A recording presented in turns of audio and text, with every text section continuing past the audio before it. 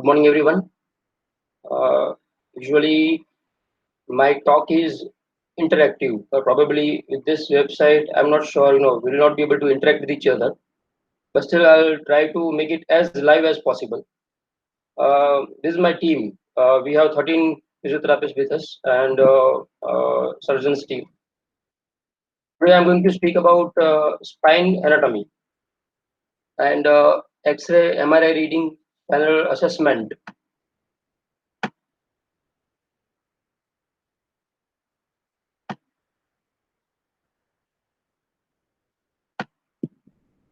So we start with basic anatomy. Usually, spine assessment has four aspects. One is history taking, second is examination, third is observation, and fourth is investigation. And this is how, with all four, we reach to the diagnosis. With the history taking, examination, and observation that are easily available on books. So probably if we'll get time for second time, then we will discuss about that three things. Today we'll be sharing about X-ray and MRI reading and how to investigate, what investigation should be prescribed, because it is not that easily available. Second thing, as a physiotherapist, being a physiotherapist is usually and practically all the time difficult to read X-rays and MRI. So I just want you all to get exposed to that X-ray and MRI reading. So we start with basic anatomy, which will help us to read X-ray and MRI, how to read it. So the first we'll discuss about why do we have cows. Normally, as a physiotherapist, we focus more on the cows. Uh, Cervical lordosis, dorsal kyphosis, lumbar lordosis. This has to be there. If it is not there, what happens? There is an equation in engineering. R is equals to n square plus 1, where R stands for the load bearing capacity and N stands for the number of cows. So if you have good number of cows, consider you have three cows, cervical, dorsal, and lumbar, where the sacrum is non weight bearing area because it is floating. So considering three cows, 3 square plus 1, so 9 plus 1 is raised to 10.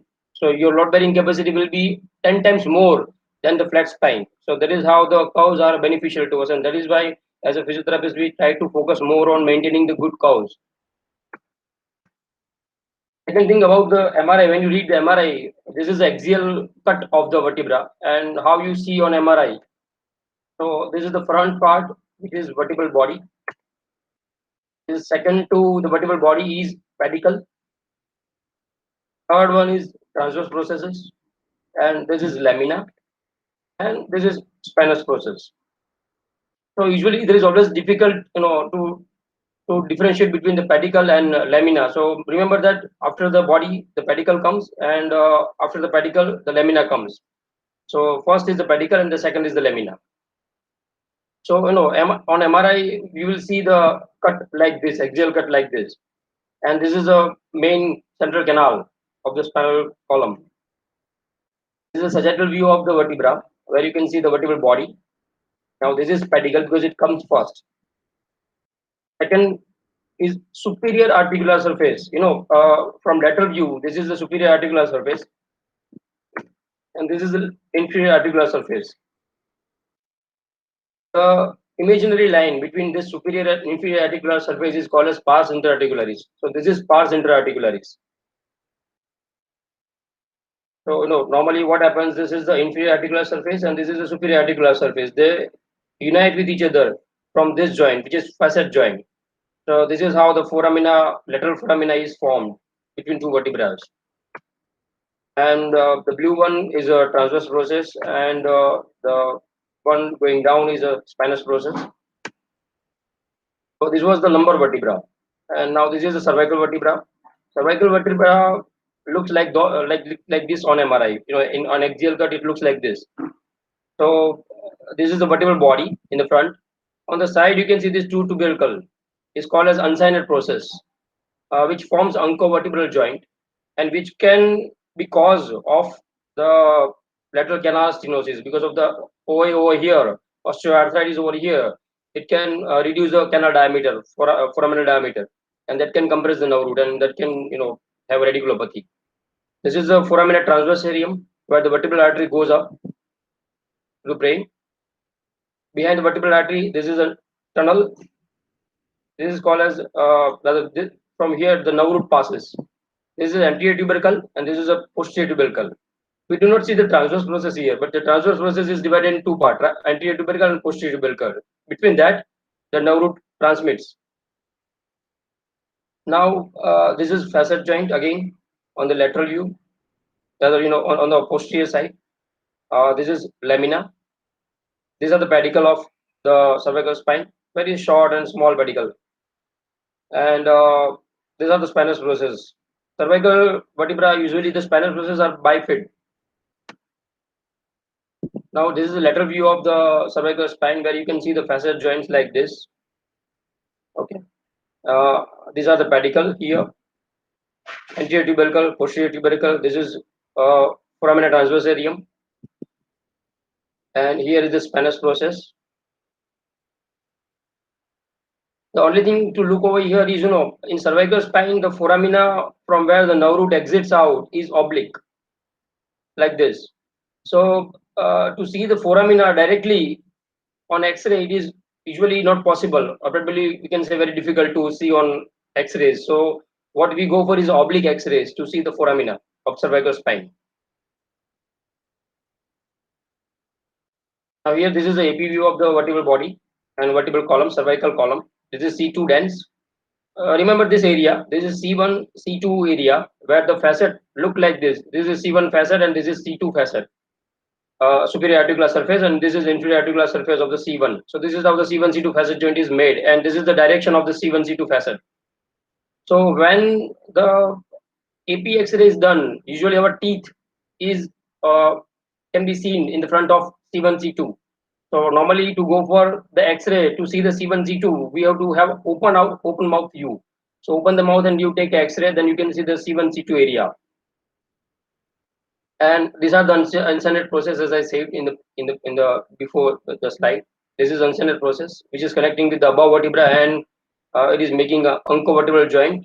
If there is osteoarthritis over here, it can reduce the canal diameter or foraminal diameter. Now typical vertebra is made up of mainly two columns. One is the anterior column, posterior column. There is, if you divide it in particularly, there are three columns. Anterior column, which is made up of anterior ligaments and half of the anterior body. Posterior column, which is made up, rather middle column, which is made up of the posterior part of the body, and the posterior column, that is last column, third column, that is made up of the arch. So anteriorly, there is one major pillar, which is disc, intervertebral disc, and posteriorly there are two minor pillars, are facet joints. No, usually like this. If the facet joints unites with each other, it makes a single two pillar, two parallel to each other on the posterior side. And anteriorly, the disc makes the first major pillar. So the anterior disc provides a static role, whereas the posterior facet joint provides the opening and closing, so dynamic role. It is made up of mainly spongy medulla inside and dense cortex outside vertebral body. Anterior part is comparatively weaker than the posterior part because posterior part can bear up to 800 kg to crush the posterior part, whereas the anterior part can be crushed with 600 kg itself. Pedicles, as I said, it is just behind the vertebral body, and they are the strongest part of the vertebral body because if you logical think, the surgeon put the screws through the pedicle. So the pedicle is the one of the strongest part in the vertebral body. Disc anatomy: the disc absorbs the water at night, and morning the height is more, 2 centimeter more in the morning. Gross, full spinal height, if you say.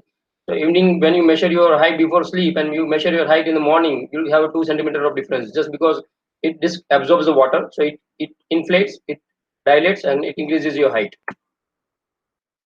And disc is made up of nucleus pulposus inside, is not usually lied centrally. It is usually lied at the posterior part, 30 to 50% of the disc, and more toward the posterior part than the central part. So this is another thing to understand. Uh, there are two terminology. One is called as spinal segments, spinal cord segment, and one is called as nerve root. So the spinal segments are structure from where the nerve root originates. We consider as +1 for cervical, +2 for upper dorsal, +3 for the lower dorsal.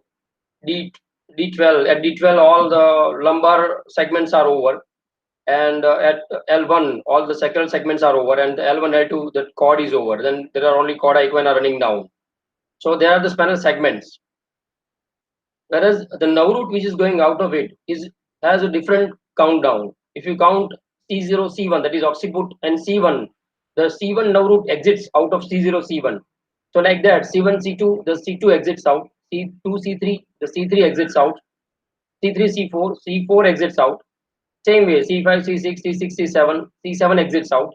So in cervical, the nerve root of the name below vertebra will be exiting out. So if it is C6, C7, the C7 will be exiting out.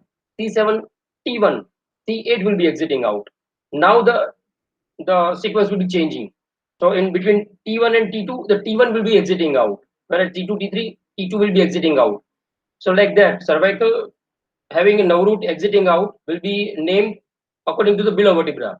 Whereas the dorsal and lumbar, if somebody asks L2, L3, which is the nerve root which exits out, it is usually L2, because according to as we counted down, C2, C3 will be having a C2 exiting out, C3, C4 will be having C3 exiting out.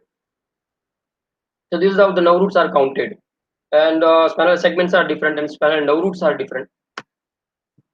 Now, if somebody asks, if L1, L2 this prolapse happens, then what is the nerve root will be compressed.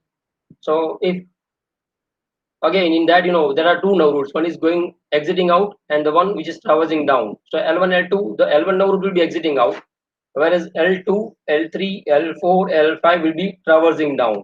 So like this, you can see these are the floor of the vertebral body, where this nerve root which is exiting out will be exiting from here, whereas the traversing nerve root will be going down. So if somebody asks L1, L2 disc prolapse, then if it is central disc prolapse, it will affect all the central nerve roots like this. If you say C3, L3, L4, so L3 is exiting out, but L4, L5, S1, S2, everything is going down. So if this prolapse is somewhere here, will compress all nerve roots which is going down.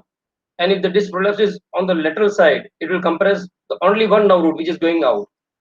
So somebody with the L3, L4 left foraminal PID will be having a dermatome specific to the disc, whereas somebody who has a central disc prolapse of L3, L4 will be having a full leg paining, because it is L3 dermatome, L4 dermatome, L5 dermatome, which is all affected. So in our clinic, we do not give more focus on assessing the dermatome level, because it usually cheats. So remember this: if it is exiting nerve root or it is traversing nerve root, according to that, the symptoms will be appearing on the patient. Now, this is another important thing. As a physiotherapist, we usually ask to know give the traction is good or not. So in PIVD, so some cases we found that pain increases. So what happens normally? If it is the disc is prolapsed below the nerve root. So what happens if it is left-sided disc? The patient will tilt to the left side, because tilting to the left side, the vertebral body and disc will be going down, and nerve root as it is floating will remain there. So it will decompress the nerve root and it will reduce the pain. So patient will feel better if the disc is axillary, if she tilts or he tilts on the left side. So same side pain with same side tilt is usually axillary disc. So the root is considered as a shoulder, arm, and the disc prolapse above the root is usually called as shoulder level disc, and the disc prolapse below the root is usually called as axillary disc. So now for the traction, if you consider one-sided pain, same side pain and same side tilt, usually they behave good to the traction, because what happens, tilting to the left side or the traction will pull the down the vertebral body and disc. So it will decompress the nerve root because it is axillary disc. So it will reduce the pain because now already decompress. But if the same thing happens with the shoulder level disc, where the nerve root, the disc prolapse is above the nerve root, if the traction is given, it will pull the shoulder down, it will pull the nerve root down with the disc. So it will increase the symptoms. So just logically, if somebody want to remember, then same side pain, same side tilt will be good to give traction. But uh, one side pain and the tilt is on the opposite side will be having increased pain with the traction. So prefer traction with the same side tilt and same side pain. same thing will be changed for the cervical spine, because the lumbar will give the traction caudally and cervical we give the traction cranially. So both the times it will be reversed. Now same side pain and opposite side tilt will be having good relief with the cervical traction.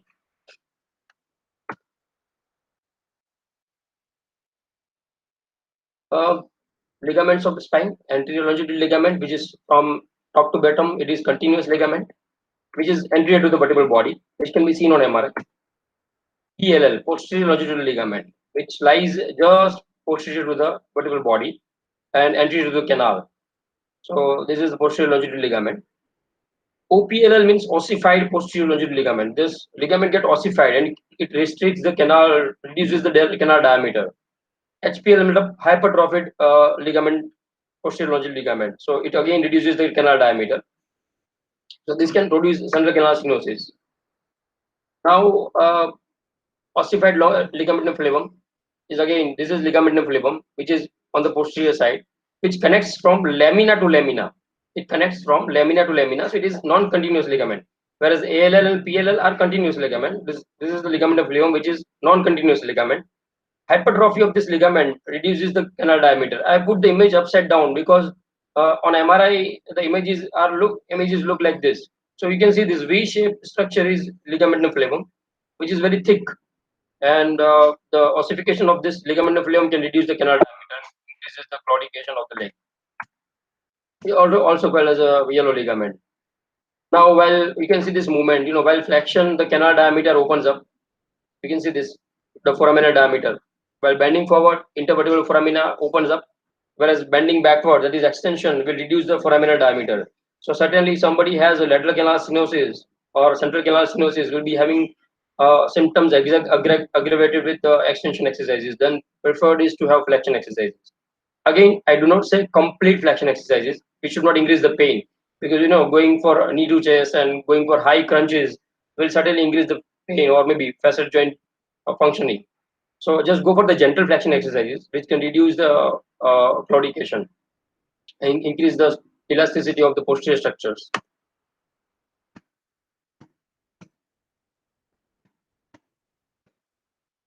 So on MRI, if you want to see, what you have to see is this one. This is the normal. Right side is the normal vertebral body, and left side is abnormal vertebral body. Whereas we can see the first structure which can produce the stenosis is the disc. Anterior disc or anterior osteophyte can reduce the canal diameter. On the left side, you can see this. If the facet joint like this is normal and this is the hypertrophied facet joint, it can reduce the canal foraminal diameter, which can compress the nerve root. So facet joint hypertrophy can reduce this can produce lateral canal stenosis. If there is a ligamentum flavum which is going behind is hypertrophied, it can reduce the canal diameter from posterior side. So this is anterior compression, this is lateral compression, this is posterior compression. So on occasion it can happen two of these are present, on occasion three of these are present. So all together can be present. The fourth thing to observe here is the foraminal diameter here is a good one, whereas the foraminal diameter here is less.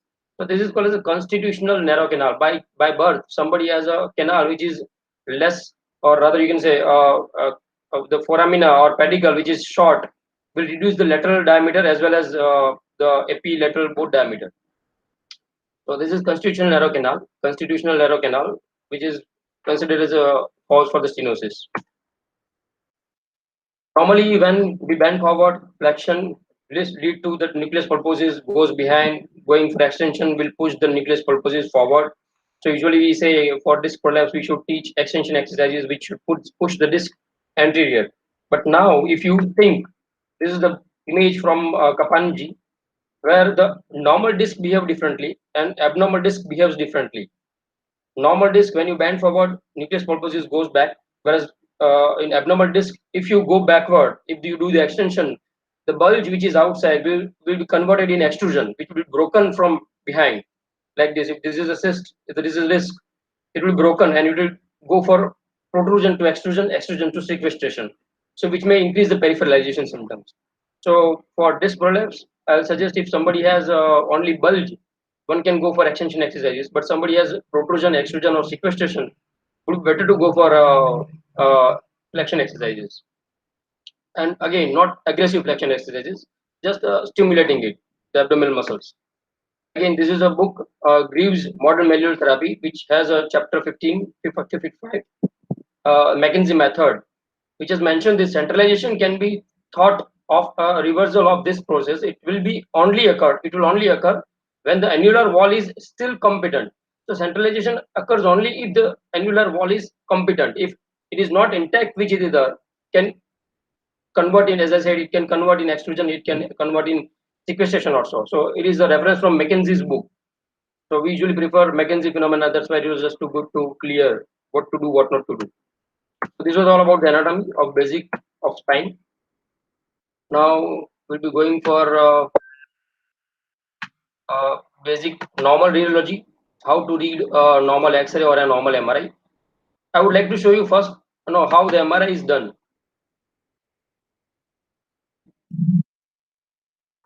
So this is the table, or in case a trolley on which the patient lie down. Uh, they have been instructed that you'll be having any difficulty in breathing or something inside, if you congestion, just press this bell. So this bell has been given to the patient. Now they are giving the headphone because as a magnetic resonance imaging, they have resonance which makes lot of sound, so it bothers the patient a lot. So we usually give them headphone with some FM radio or something, whatever songs they like. Now this is the MRI of brain, so they cover this head like this. So more of the patient, they have a lot of claustrophobia if somebody is head is covered like this. And now the trolley will go inside. This black thing is this white thing is a coil beneath the patient, which lies down beneath the patient, and from there the imagings are done.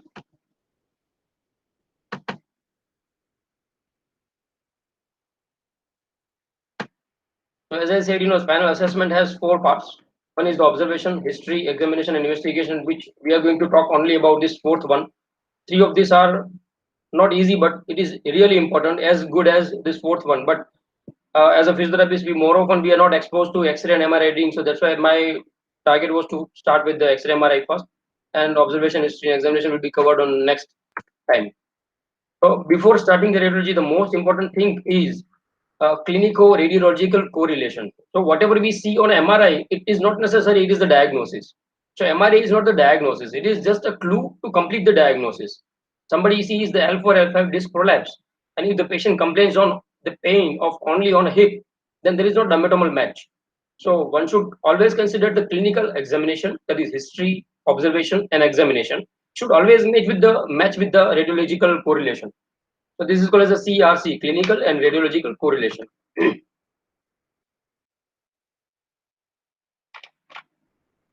Second thing to always remember is differential diagnosis. More often what happens, as a junior, when I was fresh, when we started practice, as we started learning the MRI.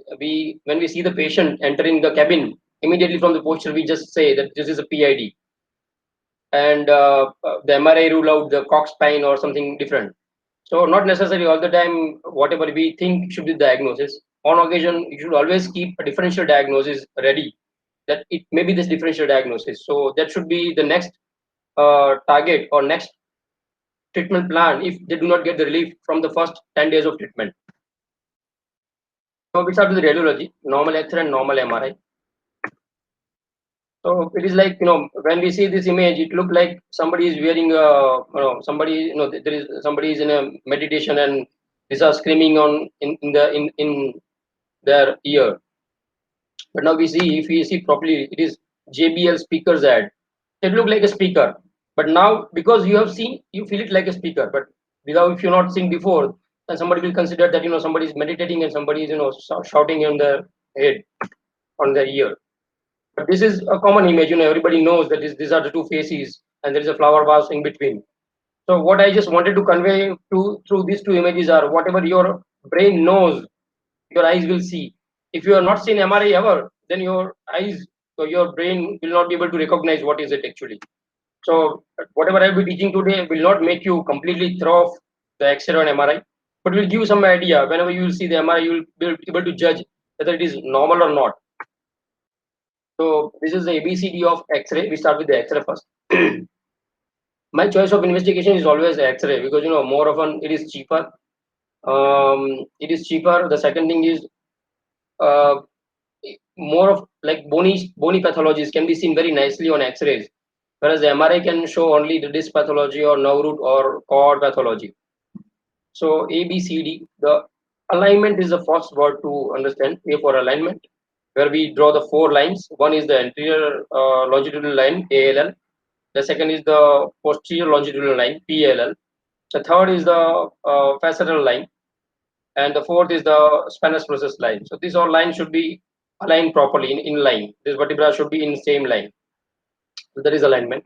The second line is the last, no, which is this is the line, fifth line, which is usually drawn in cervical spine only, which is not drawn in lumbar because it doesn't uh, implement there. This is a line where this is a pharynx, oropharynx, and the distance between this shadow, white shadow, you can see this is a trachea going down. So oropharynx, pharynx to trachea. Now, the distance from pharynx to the C1 should be at least of 5 mm. If it is oropharynx, it should be around 1 centimeter. If this distance or if this shadow is enlarged, if this uh, trachea is pushed forward, will be considered as some pathology or some collection over there, maybe abscess or maybe some other pathology. So this shadow should be having at least 1 centimeter distance, and this shadow should be having at least 5 mm distance. As I said, as we know that lungs are seen black on X-ray because it contains air. The same way, the airway or respiratory system contains the air, and that is why we see like this.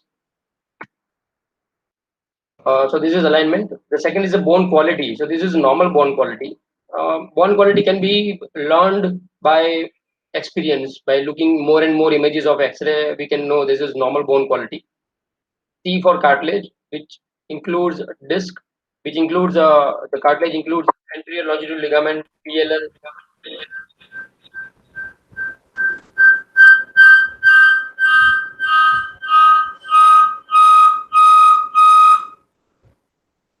Hmm. It includes anterior longitudinal ligament. It includes posterior longitudinal ligament. The ossification can be seen on X-ray, so that is why one should see the C cartilage. And D for disc height should be seen on X-ray. If you see all the disc going down should increase the height, whereas you can see this disc height is reduced a little. So A, B, C, D. Now this is AP and lateral X-ray. We will identify the structure. This is AP view and this is lateral view. The 1 number stands for the clavicle. The 2 number stands for the cervical rib, first cervical rib. 3 number stands for vertebral body. The 4 number is for the spinous process. Fifth number is again for the spinous process, or maybe you can say trachea going down. Sixth number is oncovertebral joint uncinate process on the side. You can see this elevation on the side is uncinate process. In this one number is vertebral body. 9 is, as I said, is oropharynx. 2 number is spinous process of C7. C7 spinous process is the longest of all cervical vertebral spine. So this is 2 number, which is cervical C7 spinous process. 3 number is lamina. 4 number is inferior articular surface of the facet joint of this vertebra. And 5 number is again a superior articular surface of this vertebra. So you can consider this vertebra as a single vertebra. And now if you see this one, so this is inferior articular surface from this to lamina to spinous process, again going up with this superior articular surface, then again going down with the vertebral body. So this is how the vertebral body, single vertebral body can be seen on X-ray. 6 number is C2. Again, it has a big spinous process. 7 number is dense. This is the dense. 8 number is anterior arch of C1 because C1 doesn't have body. It is only the arch. It looks like this. So the anterior part is the arch, can be seen anteriorly. AP view, I have just put it just to show you, this is the spinous uncovertebral joint. This is how it is made here, and which can be seen nicely over here on both the sides. So this is uncovertebral joint, and this is uncinate process, which can be seen only on cervical spine.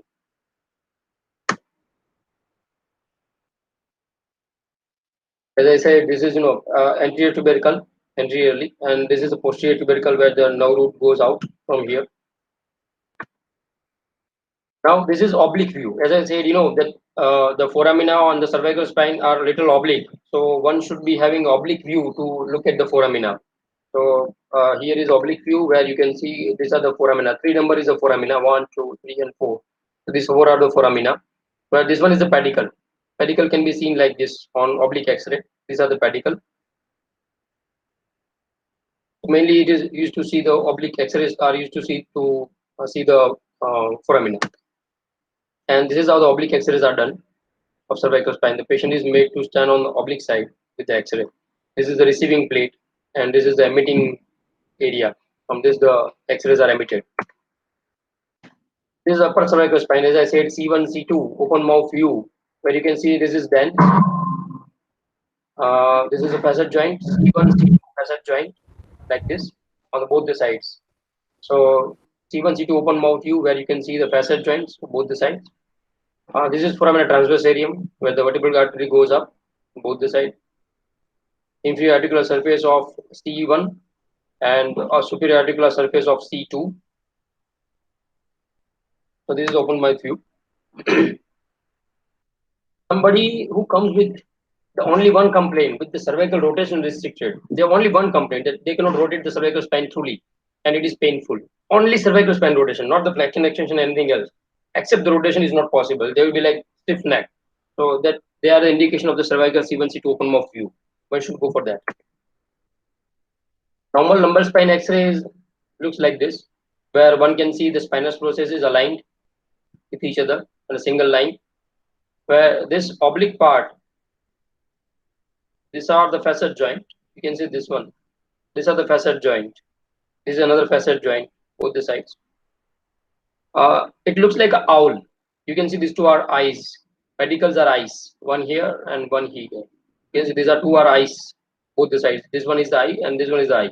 And this one is a big charge. This is the face of the vertebral body. But these are the eyes are pedicle. This is spinous process. You can see the ears on the sides are transverse process. The one vertebral body goes like this. So this is vertebral body, and for that the posterior arch is this one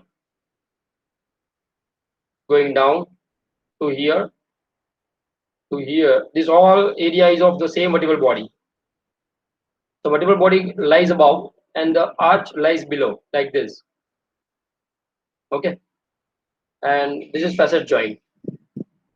You can see the psoas muscle starting from L1, L2 to going down. This is the shadow of the psoas. You can see nicely psoas muscle. Somebody who has a Cox spine or psoas abscess will be having absence of this shadow over here. These are the gas in the colon. ઘણા patient પૂછે કે આ શું છે પેટમાં કેમ કાળું કાળું દેખાય છે કેન્સર થયું છે. This is normal, it is gas which looks like black shadow. These are the SI joint. As it is oblique, it has multiple lines. You can see this line, you can see this line. So this is the SI joint in all together. So this is the SI joint. This is hip femoral acetabular joint and pubis symphysis or oblique foraminal obturator foramen. Normally, whenever we advise epi X-ray, should be advising AP with hips and SI because hips and SI doesn't charge extra, but we can differentially diagnose the hip from the spine in the same X-ray. If you write only AP X-ray, the X-ray technician will do only AP spine. They will not include the X-ray of hip joint. So if you prescribe the X-ray AP with hips and SI, they will include both hips and SI together.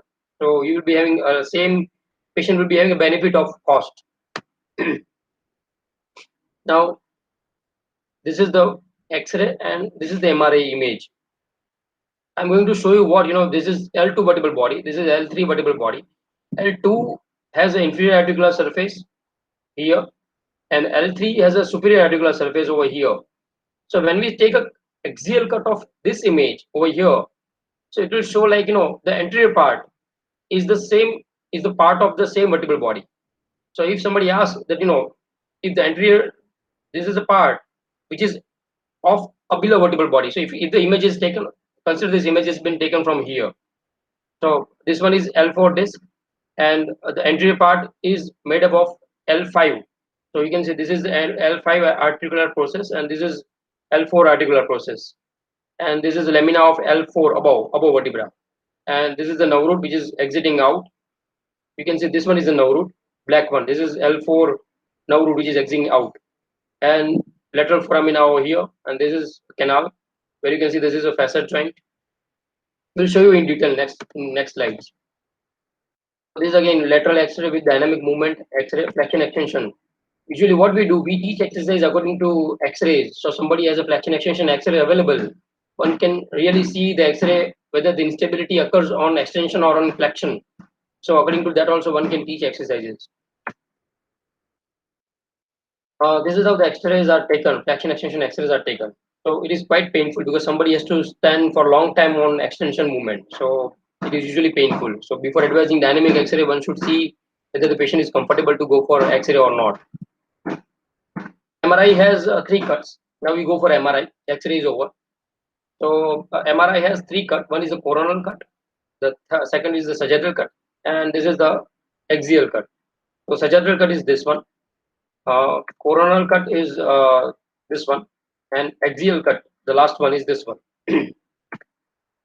So MRI is done like, I'll tell you the process what happens actually in MRI. The body is made up of water.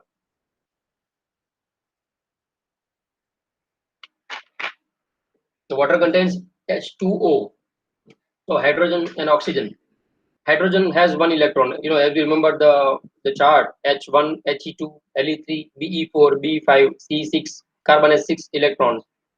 Same way, hydrogen has 1 electron, 1 proton, and 1 neutron. And the body goes in a magnetic tunnel, that is magnetic resonance MRI. So magnetic resonance imaging.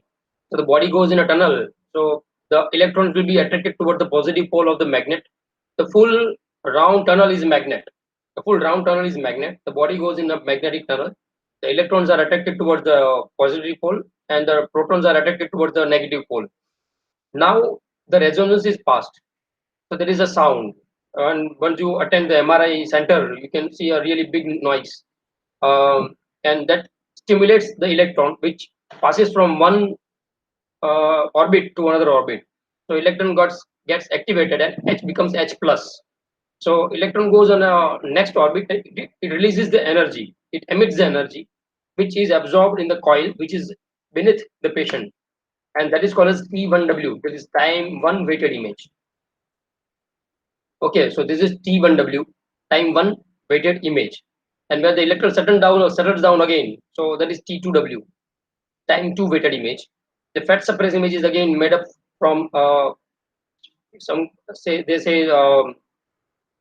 basic image taken on MRI. They suppresses the fat. Scanogram, they say scanogram. So that from the scanogram they suppresses the fat and they only highlights the water. So that is fat suppressed image. Now why to learn this T1, T2 and fat suppress? Normally, more often it is very easy to read from T2, and this is T2. You can see nicely the disc. You can see the vertebral body. You can see the roots and cord ending over here. It is easy to predict T2. So the first of all, the choice will be of T2. If there is a doubt of infection, one should be seeing T1, even fat suppress also, or any edema or inflammation. So how this T1, T2 and fat suppress helps? So T2 is very basic image, which is very easy to diagnose. Now after that, T2 has two things which is bright. T2 has water which is bright. So wherever is the water, if it is CSF, if it is disc, they all are bright. And the fat is bright. So this is the fat, subcutaneous fat, which is bright. So water and fat are bright on T2. And on T1, we have only water, which is only fat, which is bright, and water becomes black. So T2 has two things bright, water and fat. So wherever the water has to be, it has to be. But then there are places where the water should not be there. Like if it is disc, yes, one is agree to have water. If it is canal, one should have water. If somebody has bladder, it is expected to have water. If somebody sees the kidney should be having water as it contains urine. Now, if it is vertebral body, the water in vertebral body is usually a sign of inflammation, edema, or infection. So now, if it is water inside vertebral body, it should be black on T1. So that is how one can diagnose if it is fat or water. If it is bright on both T2 and T1, that is fat. If it is black on T1 is water. So water in abnormal places is not accept no, it is not expected. It is not expected. So this is how one can diagnose T2 and T1. So if somebody has infection, will be having T1 as a black and T2 will be a bright. We'll show you the images on next slides. So now fat suppress again confirms if it is fat or water. So fat becomes suppressed on only water becomes highlighted. So you can see this is well hydrated disc, normal CSF fluid. This is again a good disc. This is dehydrated disc because it is black. Now, how to read the MRI? MRI images usually have a one image with the cuts like this, which names 1 to 13. So now if you see the first image, second image, third image, fourth image, fifth image, sixth image, 7, 8, 9, 10, 11, 12, and 13. So total, you can see 12 images over here. So starting from the left side, MRI is done with the head on the opposite side. So patient's left is our right and patient's right is our left. So the image starts from the left here. So it is mentioned here. You can see this left to right. It is mentioned here. Now the first part comes is the lateral part of the body, which is which is attached with a lot of muscles and everything. So you can see the topsy-turvy over here. It is not clear picture. Now as you go centrally, you can see the foramina on the side, lateral side.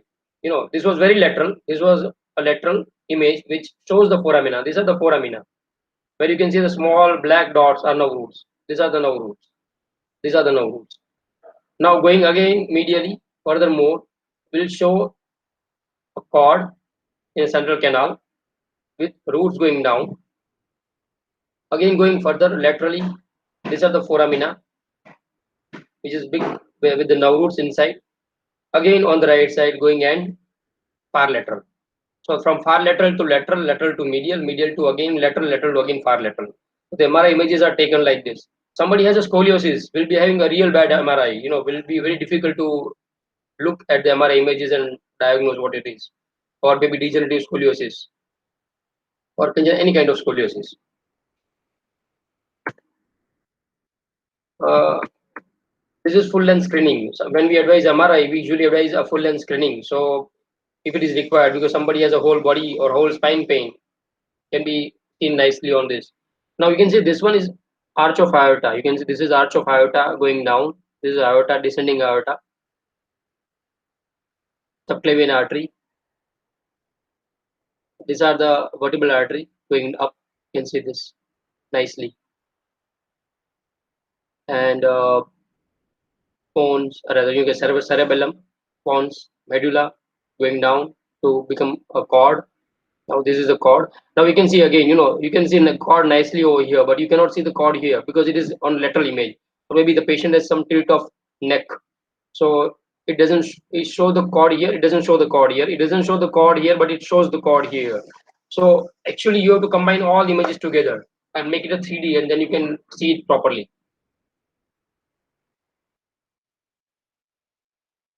Now this is the axial cut again. So as I said, the single cut is given at the down side, which shows the cuts 1, 2, 3, 4, 5 to 22, and cuts are taken like this 1, 2, 3, 4, then again 6 to 10, then 10 to 15, 18, 21, 22, and they have been put from here, and they usually mention it over here on the side, slice number 1, slice number 2, which is not seen nicely on this, but then this is how the images are taken. So here the numbers are given, the numbers are always prescribed over here, or else they will prescribe the label D11, D12, D12, L1. Now you see how to recognize the structures on MRI. MRI cuts are taken, axial cuts are taken from three places. One can be taken from here, that is vertebral body, and one can see the foramina over here. One can be taken from here, vertebral body, which can show pedicle, and the third can be taken from the disc, which can be seen with the disc and the foramina behind. So disc always have nerve root behind, but vertebral body may have pedicle behind, or it may have a foramina behind. If the image has been taken from here, the body may be having a nerve root. If the image has been taken from here, it will be showing the pedicle. So now you see this. There are two intensity to be seen. One is black from outside and bright from inside. So this is nucleus pulposus and this is annulus fibrosus, which is outside. Good well-hydrated disc, normal disc. This is black. Again, it is dehydrated disc, and the gray area, which is no. This is the area with the light intensity, which is vertebral body. So good disc, dehydrated disc, and vertebral body. So now you see this is disc, again disc, vertebral body, but there is part of a disc taken from here. Now disc, again disc, vertebral body, again body. Now if you see this one, it shows the kidneys on the side because D12L1, the kidney ends at L1, L2. And now you can see after this L2, L3, one cannot see the kidney. So L1, L2, the kidney can be seen. Now diaphragm can be seen over here. Nicely, you can see this one diaphragm. Now this is psoas muscle on the sides. These are the psoas muscle on the sides. Psoas muscle. It starts from L2, L3, going down, becomes big and big, but as they go down further, it goes on a periphery towards the ileum, and this is how it looks like. Initially small, but near to the vertebral body, then big and near to the vertebral body, and there is a big, but then they are far from vertebral body. And the psoas sepsis can be seen over here. Now, if you see in detail, then this is a cord with a single area, and these are the nerve roots. You can see the dots; they are called equina. So these are the nerve root. But you can see these dots on the sides are exiting nerve root. These are the exiting nerve root. These are the cauda equina. Facet joint can be seen over here. This is the facet joint. This is the facet joint on both the sides. Facet joint contains water. So you can say this is the facet joint with water, whereas this is not a water contained facet joint. So maybe you can say a degenerated facet. This is ligamentum flavum. As I said, V-shaped structure is ligamentum flavum. What else can be seen? Extensor muscles. You can see the septas. These are the white, which are septas between the muscles. Contains interstitial fluid and fat. This is again a big septa. Erector spinae muscles can be seen here. So the erector spinae muscle. Somebody, there are patients who come with this area which is completely white, contains only fat, not a muscle. So they are usually called as a sarcopenia, the muscle loss, muscle atrophy. Cervical spine MRI shows cerebellum, pons, medulla, the cord going down, but then this is a little tilted neck. So one can see the CSF and you can see the cord nicely over here. So one cannot say that this cord is lost from here. Actually, it is tilted, so that's why you cannot see the cord on all slides. So here you cannot see this cord, but then you can see the cord over here going down. And these are the disc. This is dens of C2, and arch can be seen anteriorly. A small bulge you can say over here. This is what we are talking about, all normal MRI and how to read it. Always a cervical MRI is a little difficult than the lumbar vertebral MRI to read. This is the foramina transversarium where the vertebral arteries goes up, and here the nerve root goes out. This is a disc. This is vertebral body. This is body, disc, disc. Here the nerve root goes out. Here is the cord, and here is the CSF. So in cervical spine, normally know how to read the cervical axial cut, whether there is a compression or not. In single form, somebody really want to remember, then if you can see the CSF around the cord is a normal vertebral canal diameter. So you can see the CSF here, you can see the CSF here, you can see the CSF here. Everywhere you can see the CSF on all canal. But then here is a canal where you cannot see the CSF. It is only the cord. So there is moderate compression over here of the disc. Because it is a disc, it is a discogenic compression. This is dynamic MRI. Somebody has a Hermit sign positive. If looking down leads to shocking pain in upper limb and lower limb. So somebody has a compression only on flexion or extension can go for a dynamic X-ray. So if somebody says I have only pain while I'm look down or while I look up, then one can go for dynamic X-ray, MRI.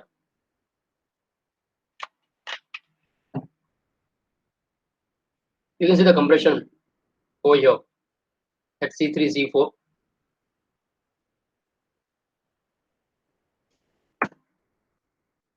Another thing called as a stress MRI, where the stress MRI, what we do actually, patient lie down with the foot rest, and there is a harness which is attached to the shoulders, and the harness is tightened from here with the knob, and that will increase the pressure in the disc because it gives compression force. Somebody who has pain only while walking or only while standing, claudication only while standing or walking, and while lying down, the symptoms disappear. And the normal MRI comes negative or normal, then one can go for the stress MRI. Stress MRI is quite costlier than the normal MRI. Normal MRI costs around 4,000, whereas the stress MRI costs around 6 to 8,000. So better to go for normal MRI first. And if one can find no compression, but the specific complaints patient has, so again the clinical radiological correlation are not matching, then one can think of this stress MRI. This is spectrography, which shows the tracts, cervical tracts. Somebody has a trauma, and one want to diagnose whether the patient will recover or not, or how many tracts are still intact. You can go for this spectrography. It is a costly investigation, so more often people doesn't go for it. MRI just works, or MRI serves the purpose more often. What is normal and non-symptomatic? So if you see such a big osteophyte anteriorly to the neck, but the patient doesn't have symptoms, they do not have any dysphagia or any other symptoms, then one can consider this as a normal. Somebody has osteophyte in the anterior part and have compression with significant dysphagia, one should give importance to that. Otherwise, it is normal to have this anterior osteophyte. Posterior osteophytes are more often symptomatic because it compresses the nerve root or cord. Now we can see this one. Uh, uh, this is the inferior articular surface of 5, 4, and 3 L3 vertebra, and this is the superior articular surface of L4 vertebra. So this is the facet joint, and again this is superior articular surface of L4 vertebra, and this is inferior articular surface of L4 vertebra. So this is again a pars. Here is the pars interarticularis which is intact. So this is normal. Now you can see this is L5 has a superior articular surface and inferior articular surface over here, but there is no pars here. You can see, and this is my X-ray, and I have lysis. It is common to have lysis. I'll say many patients usually appears with lysis with no symptoms. We had a study done at our center, going for an X-ray of every individual. Somebody who has lysis not necessarily have pain. So if you see such lysis on X-ray, do not say that you have fracture, you have this that. So patient will go with the fear. This usually is not that painful. If that leads to instability or that leads to listhesis, can be painful. Again, this is a disc prolapse. You can see this is X-ray. X-ray doesn't show disc, but still X-ray shows this fracture where the disc has broken this anterior part of the vertebra and it travels down and it breaks the anterior end plate. So this is anterior disc prolapse. Whereas this is a central disc prolapse, which has broken the end plate, middle end plate, and it has gone inside. So this is limbus vertebra, anterior disc prolapse. So kind of PID, types of PID has anterior disc prolapse, has central disc prolapse, and it has a posterior disc prolapse. Posterior has 4 subparts: lateral, rather central, paracentral, lateral, and foraminal, or rather far lateral. So this is a part of anterior disc prolapse. This is a central disc prolapse, which is called as Schmorl's node. This is limbus vertebra. This is Schmorl's node. So they have different names: central disc prolapse, anterior disc prolapse. This is normal MRI of spine, which shows a big cyst over here. This is called as a Tarlow's cyst. Tarlow's cyst, which is normal to happen. There are many people who has this cyst, which is non-symptomatic. So if you find such cyst, a watery cyst, subarachnoid cyst, you can say, which is normal.